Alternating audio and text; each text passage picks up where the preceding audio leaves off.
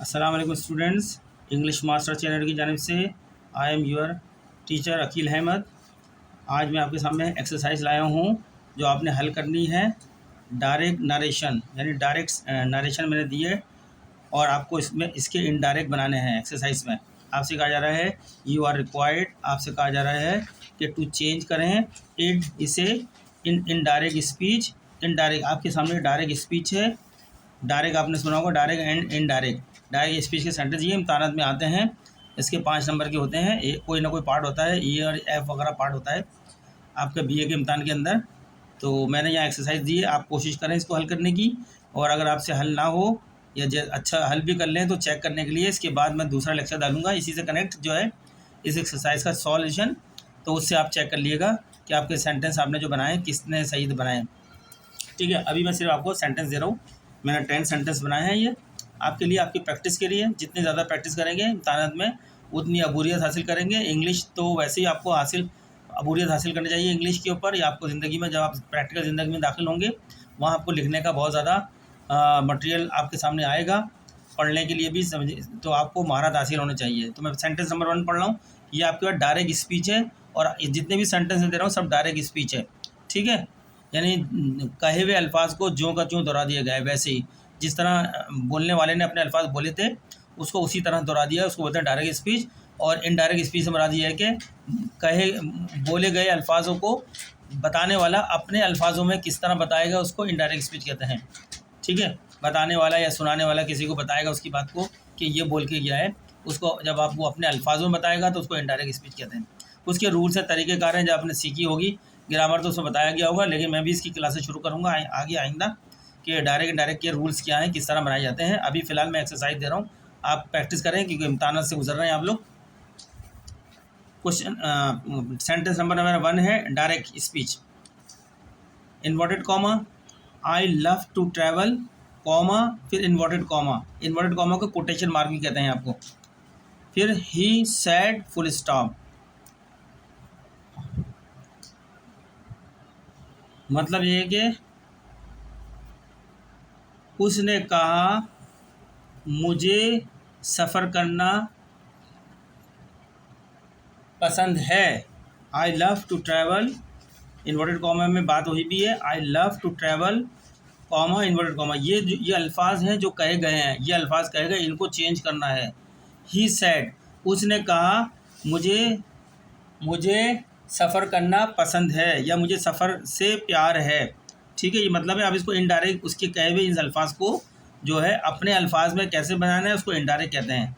उसने कहा मुझे सफ़र करना अच्छा लगता है या पसंद है। ठीक है, सेकंड सेंटेंस फिर इन्वर्टेड कॉमा से शुरू हो रही है। Please close the window, comma लगा, फिर इन्वर्टेड कॉमा आ गया। She said to me. ठीक है, उसने मुझसे कहा। अब जो कहा ये अल्फाज हैं इनको चेंज करना है, इन्हीं अल्फाज को अपने अल्फाज में बयान करना है। जो उसने कहे अल्फाज जो कि तुम बयान कर दिए, ये डायरेक्ट है।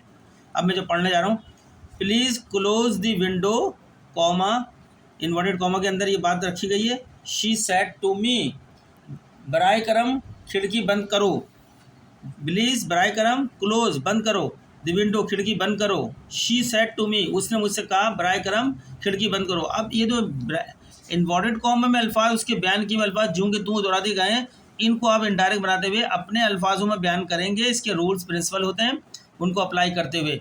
ठीक है, समझ में आ गया होगी। मैंने इसका ट्रांसलेशन भी कर दिया आपके सामने। तीसरा, वी वॉन द मैच। ये कहे हुए अल्फाज हैं जो इन्वर्टेड कॉमा के अंदर रख रहे हैं हम, कोटेशन मार्क के अंदर ये अल्फाज कहे गए हैं, इनको चेंज करना है इनडायरेक्ट स्पीच में। वी वॉन द मैच, किसने कहा ये? दे एक्सक्लेम। ठीक है, दे एक्सक्लेम। अब मैं इसकी पढ़ देता हूँ ट्रांसलेशन उर्दू में। उन्होंने मुझसे कहा, उन्होंने मुझसे कहा, क्लेम का मतलब है मुझसे, आई की बात कर, मुझसे कहा से कहा, क्या कहा, ये अल्फाज जो हैं, हमने मैच जीत लिया। वी वॉन द मैच, हमने मैच जीत लिया। हमने मैच जीत लिया। दे एक्सक्लेम, यानी खुशी का इजहार करते हुए, एक्सक्लेम का मतलब जब उन्होंने खुशी का इजहार करते हुए मुझसे कहा है। तो इन वर्डों को आप चेंज करें, और अगर यहाँ पे तब्दीली होती है तो वहाँ भी तब्दील करें। कौन सा वर्ड लगेगा तब्दील करने के लिए, इसके प्रिंसिपल को अप्लाई करें जो आपने सीखी होगी ग्रामर, उसके हिसाब से। नहीं तो आइंदा की क्लासों के अंदर मैं भी सिखाऊंगा इसके अंदर आपको सही तरीके से, ताकि आपकी इंग्लिश अच्छी हो जाए, grammar. Next sentence number 4, inverted comma, quotation mark भी बोलते हैं। Inverted comma, have you finish your homework, question mark, inverted comma. क्या आपने अपना होमवर्क मुकम्मल कर लिया है? Have you finish your homework, क्या आपने अपना होमवर्क मुकम्मल कर लिया है? ये सवाल किया गया है। कौन कर रहा सवाल? द टीचर आस्क, टीचर ने पूछा स्टूडेंट से कि क्या आप लोगों ने अपना होमवर्क मुकम्मल कर लिया। तो ये जो क्वेश्चन के अंदर ये जो इन्वर्टेड कॉमा है, ये अल्फाज हैं डायरेक्ट के, इसको इनडायरेक्ट में बयान करना है, इस शख्स ने ही करने। कैसे बयान करेगा किसी को बताते वक्त, ठीक है। Question number 5, comma, inverted comma, I want two by a new car, comma, inverted comma. देखिए ये जो इन्वर्टेड कॉमा के अल्फाज है, ये अल्फाज हैं कि ज्यों के ज्यों दोहरा दिए गए। इन अल्फाजों को आपने चेंज करना है प्रिंसिपल के साथ, जो उसको उसूल बताए गए हैं इनडायरेक्ट स्पीच में, ठीक है। किसने कहा ये? She told her parent,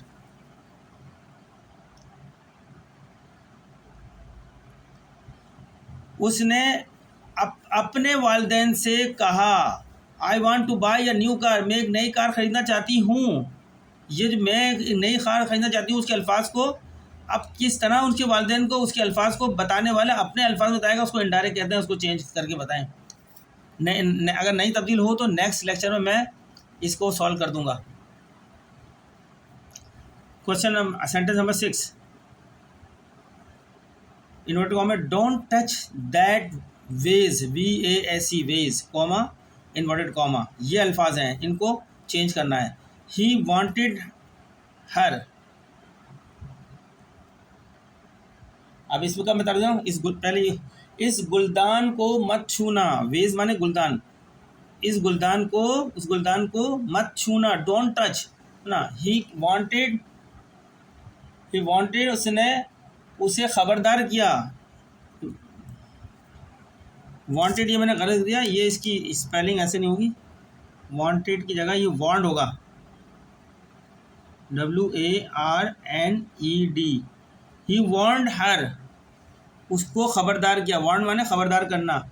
don't touch that vase, inverted comma शुरू हुआ था, don't touch that vase, comma, inverted comma, इस गुलदान को मत छूना। He warned, WARND, warned her, उसने उसको खबरदार किया। इसको आप तब्दील करें अपने अल्फाजों में, इसके असूल को इस्तेमाल करते हुए। छठा था 7, देखते हैं इन्वर्टेड कॉमा 7 में, I saw him at the park, comma, inverted comma. यानी जो कहे हुए अल्फाज को हमने इन्वर्टेड कॉमा में रख दिए हैं। I saw him at the park, मैंने उसे पार्क में देखा। आई सॉ, देखा, हिम एट द पार्क, उसे पार्क में देखा। शी मेंशन, उसने जिक्र किया, ठीक है स्टूडेंट। ये जो इन्वर्टेड कॉमा में अल्फाज हैं, इनको तब्दील करना है आपने। मैंने उसे पार्क में देखा, उसने जिक्र किया। I saw him at the park, inverted comma में इस बात को चेंज करना है अपने इनडायरेक्ट को। ये जू के तू लिख दिए जैसे बोले गए थे अल्फाज। शी मेंशन, उसने जिक्र किया, ठीक है। सेंटेंस नंबर 8, लेट्स, लेट्स माने लेटस, लेट्स ये शॉर्ट में लिखा है, इसको लेके पढ़ते हैं, let us, inverted comma, let's go for a walk, comma, inverted comma. ये अल्फाज हैं, ठीक है। चलो सैर के लिए चलते हैं, let's go for a walk, इनको तब्दील करना, let's go for a walk, चलो सैर के लिए चलते हैं। दे सजेस्टेड, उन्होंने मशवरा दिया। दे सजेस्टेड माने, सजेस्ट माने मशवरा देना, उन्होंने मशवरा दिया। तो आप इसको चेंज करें इन अल्फाजों को इन्वर्टेड कॉमा में, इसके प्रिंसिपल को इस्तेमाल करते हुए, उसूलों को, कायदों को इस्तेमाल करते हुए। नंबर 9, आई कैन माने can not, I can come to the party, comma, inverted comma. ये अल्फाज कहे गए हैं, इनको चेंज करना है। ये डायरेक्ट अल्फाज दे दिए गए हैं आपके सामने, जूं के तू दे दिए गए हैं। अब इनको अपने अल्फाज में बदल के बताना है। He apologise, I can come to the party, I can not come to the party, मैं पार्टी में नहीं आ सकता, मैं पार्टी में नहीं आ सकता। उस ही अपोलोजाइज, उसने माजरत की, तो ये भी आपने चेंज करना है। आखिरी लास्ट सेंटेंस इस एक्सरसाइज का 10वां, इट्स रेनिंग हैवीली कॉमा, बहुत ज़्यादा बारिश हो रही है। इट्स माने it is, it's raining heavily inverted comma inverted comma, ये अल्फाज कहे गए हैं, इनको चेंज करना है। इट्स माने इट इज़ रेनिंग हैवीली, बहुत ज़्यादा बारिश हो रही है। शी ऑब्जर्व, उसने मुशाहिदा किया बारिश को देखकर। ठीक है स्टूडेंट्स, ये आपके सामने 10 है। डायरेक्ट नरेशन आपके सामने दी गई है और कहा गया है कि आप इसको इनडायरेक्ट नरेशन, इनडायरेक्ट स्पीच में तब्दील करें। ठीक है, अगर आप इसकी कोशिश करें, इसमें इस लेक्चर को देख के सारी एक्सरसाइज करें, नेक्स्ट लेक्चर में मैं इनको सॉल्व करके, ये मेरा लेक्चर्स इसका जो है 1 में लिख देता हूँ, ये लेक्चर 1, दूसरा लेक्चर 2 होगा। लेक्चर इसका नाम रख देता हूँ मैं 01।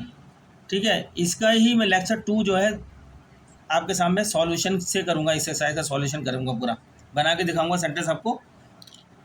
और अगर ज़रूरत पड़ी तो कहीं एक्सप्लेनेशन की ज़रूरत पड़ी तो बता दूंगा किस तरह इसमें चेंजिंग की गई है, ये भी एक्सप्लेन कर दूंगा चेंजिंग की, ताकि आपको थोड़े रूल्स भी याद आ जाए। तो चलते हैं स्टूडेंट, रिक्वेस्ट हमारी यही है कि आप हमारे चैनल को सब्सक्राइब करें, आगे दूसरों को शेयर करें, और जो है इसको कमेंट्स भी करें, लाइक भी करें। हमारा चैनल जिस तरह चलेगा, लोगों की तरह अप्रिसिएशन होगी, तो हम आपके लिए ज़्यादा मेहनत करेंगे, काम करेंगे। तो आपसे रिक्वेस्ट है कि इसको चैनल को चलाएँ, ताकि हम ये काम आपके लिए करते रहें। और भी इंग्लिश हम पढ़ाएंगे सारे क्लासों की, मुख्तलिफ एग्ज़ामों की, जैसे जैसे हमें वक्त मिलता है, चूँकि अभी हमने स्टार्ट किया है आपका एग्ज़ामिनेशन को हल करने के लिए। अभी मैं सिर्फ प्रैक्टिस कर रहा हूँ एक्सरसाइज की, जो एग्ज़ामिनेशन पेपर थे मैंने हल करे थे, और भी पेपर हल करूँगा जैसे जैसे मुझे वक्त मिलता रहेगा। तो चलते हैं, मिलेंगे नेक्स्ट लेक्चर में, इसकी सॉल्यूशन वाले लेक्चर में।